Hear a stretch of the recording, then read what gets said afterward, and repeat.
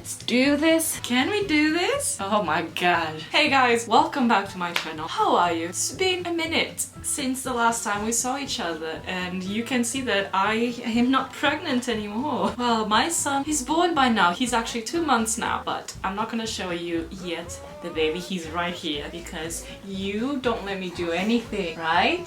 You're never quiet, and I have to try to find times of the day where we are minimally quiet so I can try to do this. And I've been trying to do this for a long time now, but he doesn't let me because he's a ton of work, let me tell you guys. But as you can see by the title, by the way, if I look exhausted, guys, I'm a mom now. I'm so tired, and I'm not even trying to pretend that I'm not wearing PJ bottoms. I do not care. I'm a mom now. When I can film, I will. Oh my god, Baba. Mom is tired. Today's video, we are going to talk about my third trimester experience, and I've got here a few notes on my phone which I'm gonna be looking to remember all the things that I went through during that third trimester. So as you guys can remember, my second one wasn't exactly a walking sunshine, but my third one wasn't one either. It was actually quite uncomfortable. I think most women go through it and they say the same. It's very uncomfortable. So to start off, obviously I had a huge tummy and I was out of breath like all the time. I would get out of breath really easily. You know, I would walk a tiny bit and I would be tired. I would be tired straight away, and even talking, I would talk after like say a couple of sentences, I'll be like out of breath again because there was no room for, you know, any of my organs. So that was one of the things. I was dizzy a lot. I was really dizzy most of the times. I don't know if it was, you know, every time I would stand up because of all the weight, suddenly I'll be like, whoo, getting dizzy basically. I don't know if it was the fact that I had to eat more, but it was quite hard for me to do so because of other things that happened. I had heartburn, like, oh god, heartburn is real. It's so real. Because when you are in your third trimester, obviously the womb is getting, it's very big and the baby is getting bigger and bigger, and he's pressing all these places. So he was pressing as well my stomach, liver, all of that. So that makes you have, I think that's what makes you have heartburn. But I had it because literally I felt like that I had a foot on my stomach all the time. So I had that, and obviously that makes you feel really, really, you know, nauseous. Not the type of nauseous that you get on your first trimester, where like you get nauseous with smells and all that. It's just literally imagine that someone has a foot on your tummy all the time. You will feel sick, you know. I kept waking up in the middle of the night because of back pain, because of, you know, heartburn, because of, you know, you have no comfortable position to sleep in. It's just really uncomfortable. And someone, usually at around 3 AM, would love to do a dance party in mommy's tummy. Yes, you see guys, this is it's very hard to do this. Yes, I'm giving him my finger now to see if he calms down. I think he's napping. Many times I would wake up in the middle of the night and I felt incredibly sick. I wanted to throw up. I felt all these like fluids and like food wanting to come out. And there's been times during my third trimester where I actually got physically sick a couple of times. And it was not nice at all. It was not nice, and it's so weird to be sick like that while pregnant. It's such a weird feeling. It's just really strange because obviously you still have something here and it's like pressing. It's just really uncomfortable and strange. Also, this was something I noticed. I had a lot of like spots in my chin. Even before, I tend to have, when I do have spots, I don't have them, but when I do have them, they tend to be here, and I was having quite a lot of that there during the third trimester. I don't know if it has to do with the hormones and getting to the end of pregnancy, I have no idea, but I had quite a lot of spots on my chin. And yes, I had a lot, obviously you guys know that I had tremendous back pain and problems with my back during the pregnancy, but the third trimester, the back pain was just unbearable, and it was starting to get also the normal back pain from the, you know, the lower back as well, because obviously the tummy is getting big and heavier, but also my coccyx was hurting so much sitting, lying down. It was like the coccyx was always hurting, so that's why even sleeping was uncomfortable and painful. So it gets to a point you're third trimester, you barely sleep, you don't rest because everything just freaking hurts all the time. When I was starting to get to the end of the third trimester, I could see that my vaginal discharge was a lot stronger. It was coming a lot more and stronger. It's different than the beginning and second trimester, you know, of pregnancy, but it was getting stronger, so obviously it means that your body's starting to get ready for the actual labor. By this time, it's just leaking everywhere. I was leaking through my breast, down there, like there was fluid coming out all the time. You know, like crazy, and it's a good thing. But yeah, well, I was just leaking all the time, and it was really uncomfortable, and I felt like I needed to have like 50 showers a day. It was just really strange. You know, anything related to sneezing, coughing, laughing, I didn't have that much of a problem with like peeing while doing those things. I know a lot of women do have that, but I did feel like I had to do a lot of pelvic floor strength, so I wouldn't like wet myself all the time while peeing, laughing, and coughing and all of those things. Extreme lack of sleep, because as I told you before, the kicks, the reflux, the back pain, all of that makes you feel really uncomfortable all the time. And now sometimes I was just tired, but I just couldn't sleep like at all. I don't know if it's your like mom system that's coming out that you just don't sleep, but it was just very hard to sleep. People say, oh, you need to sleep on on the third trimester. Sleep now because you want the next like years or months or whatever. And I was like, how can I sleep? Because it's barely impossible to sleep because you're so uncomfortable and feeling so like vile. And you get excited obviously because it's almost at that time, but it's just feeling awful. And you're feeling big and fat and ugly. And also I started to doing number 2 was still quite painful, and I could tell that I was starting to have hemorrhoids.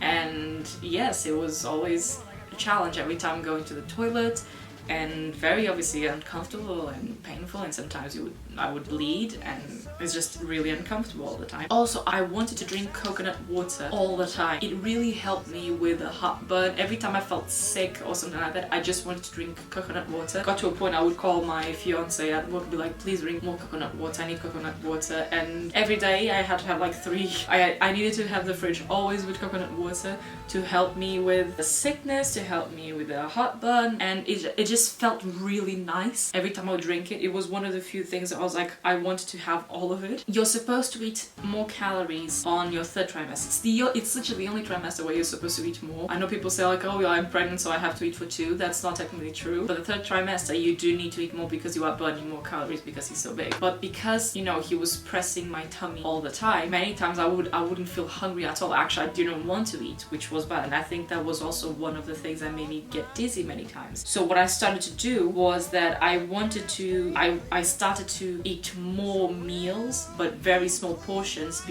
just because I just couldn't have a big meal because I would feel sick straight away. And many times I would force myself to eat because I didn't want to eat, but obviously I had to because I had to grow a healthy baby. So mentally speaking, this was more towards the beginning of my third trimester.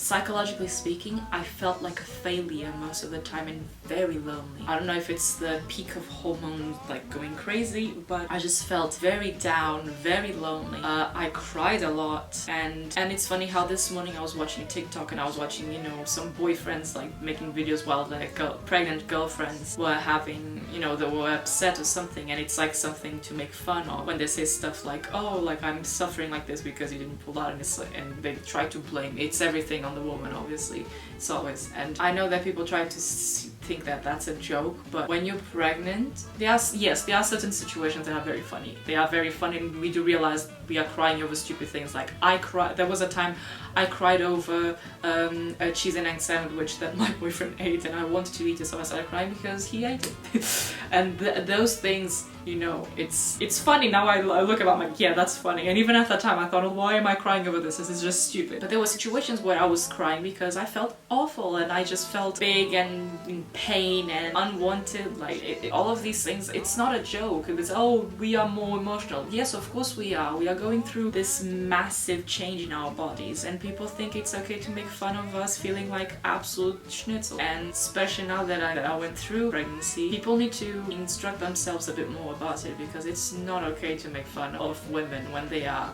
really struggling and they are in pain. And it's like, oh, so you're like, it's my fault that you are in pain. Well, it's partially because both of you made the baby, and truth be told, the man only puts the seed but we are the ones, you know, dealing with everything, with the body changes, mood changes, and it's our body that's gonna change for the rest of our lives. It's not theirs. So do not think that you deserve to basically, you know, say those things. It's like, be comprehensive. Like, my partner was fantastic. He would try to always help. Obviously, he knows that he can't take the pain away because he's not the one, he wasn't the one bearing our child, but he tried to be supportive all the time. And he knew I was in pain. He would try to massage me, make me feel better, cook something to try to make me feel less sick. You know, he was always present. So if you are one of those, I think it's okay to go online and post your pregnant wife, girlfriend crying because she's in genuine pain and think it's funny to make fun of that. I'm trying to be as nice as possible. Please think before you post things like that, unless that person wants to show how real pregnancy can be. Don't try to make fun of her online because of her pain. One thing is like stupid things like, oh, like the chocolate bar finished. That's funny, and me crying over a sandwich. I find that funny, but if someone is in genuine pain and you think that's funny, don't. Just think. Please think, because I don't think you would enjoy that too. People don't realize that period pains can be equivalent to heart attacks. So imagine,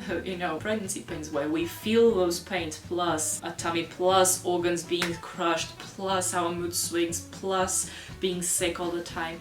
Not to mention labor. That's gonna be an entirely different video. Please be more comprehensive about it. Yes, we are more emotional in our pregnancy. Can you blame us? Literally, we have to compromise our life, our bodies, our careers, our vaginas, because they will never look the same after that. Some women, their, you know, tummies because they do C-sections and their muscles. Like, we have to compromise a lot. Compromise, not giving up on careers. I'm saying compromise, because everything has to be put on hold. And people think, oh, it's a 9-month thing. No, it's not. It's not a 9-month thing. We have the 9 months. It's the 4th trimester that I will also make a video about it, which it's basically from being born and the first couple of months, which are hell, and also our physical recovery, our mental recovery. It's like a year thing or more, you know, so it's, for us, it's a big thing. So yeah, that's why I think it's very wise for people to, you know, think before they make fun of such things. And also, my god, yes, what's wrong? This is my life, guys.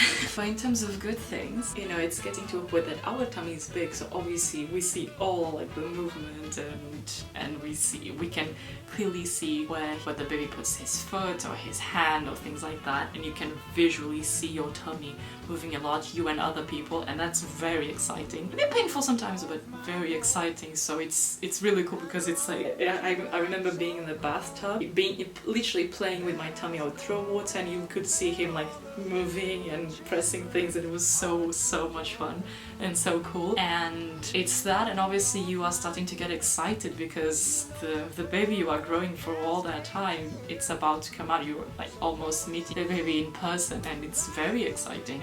And you start nesting as well, so that's really cool, because you start and you start preparing, you know, everything for the arrival of the baby. You start, you know, you wash off the clothes and things like that, and you get very excited because you see the tiny shoes and the tiny socks and tiny everything is so tiny, and you start preparing everything and you get very excited about it. So it's a very hard time, but it's also exciting, but it's very challenging physically and emotionally, and it's so much harder than what people think. I think women are rock, and we are so used to always be like, oh, we are fine, and not actually talking about these things in detail. And if people would know exactly, if people would talk more about this in detail, I think the world would be more comprehensive and would stop, I would say, ignorant things. And I speak for myself, I was ignorant before this. I would say things sometimes to pregnant women that's what I got used to hear, that I thought that was okay to say, and now I see like, wow, why do people say that? That's actually really mean. For example, the fact that you're growing a baby, of course you're gonna get bigger. You are growing a baby. Do not say say, even if you think it's a joke, don't say, oh, you look, oh my god, you're so fat now, like you have a huge tummy. It's like, don't say that. You're gonna make us feel really bad. You're gonna make the pregnant woman feeling like absolute crap. Don't say that. Why would you say that? You can say like, oh my god, your tummy's so big, like your baby's so big, it's getting bigger. Don't say you're fat, you know, things like that. Just think, you know, oh, you look so tired. Well, thanks. It's things like that's like, it's just common sense. Don't say things to be, and then people usually say these things like, oh, but I mean in this way. It doesn't matter what way you mean, just think before you say. Think of the way you say. Because if you think that's offensive to a normal person, imagine if you say that to a pregnant person whose hormones are much stronger, and obviously emotionally we are much more sensitive as well, and physically as well. So it's like, just think before you do or say something, and just try to put yourself in our shoes and think, would you enjoy listening to the things you were telling us? Oh, and also it's funny how, especially during this time, some people think that they have the right to give an opinion that it wasn't asked. Especially people who are not parents love to give their opinions on how you should do your birth and how you should raise your kid and all of that, and you know, judging, and people trying to judge women if they want epidurals or not, if they want a natural, if they want C-section. No, just stop judging us. It's our bodies. We choose what's best for our bodies. Do not think that you have the right to judge our choice of what to do with our body while giving birth or do anything, you know, and judging pregnancies as well. I had even other women who are moms, and that's what I found shocking. Like, you are a mom, why are you doing that? Trying to judge me because I had back problems during the pregnancy, and stating, oh, I had a good pregnancy, I worked until the end. And I was like, well, first of all, you have a sitting down job, so you were sitting the entire time, so you were able to actually work because you were sitting down most of the time, so probably you were okay. Second, you do not have the health issues I have, so. And third, every woman is different. Some people tolerate more pain than the others. And another thing is that we shouldn't have to justify why we choose something or why we are not working most of our pregnancy or things like that. I could not work most of my pregnancy because I have back problems, and where I worked, they didn't care and didn't help. So the safest and best solution for me and my baby was not to work. And I do not need to justify this. I don't need people to judge me thinking, oh, pregnancy is not a disease. No, it's not. It's just freaking physically demanding and emotionally, and we do what we think is best. I wish I was like, my back was perfectly fine and I could have done everything, but that wasn't the reality for me. It was much harder than I expected. I thought by being very physically active prior pregnancy all my life that my pregnancy would be okay, but it wasn't, you know. It's in the middle of the no okay-ish.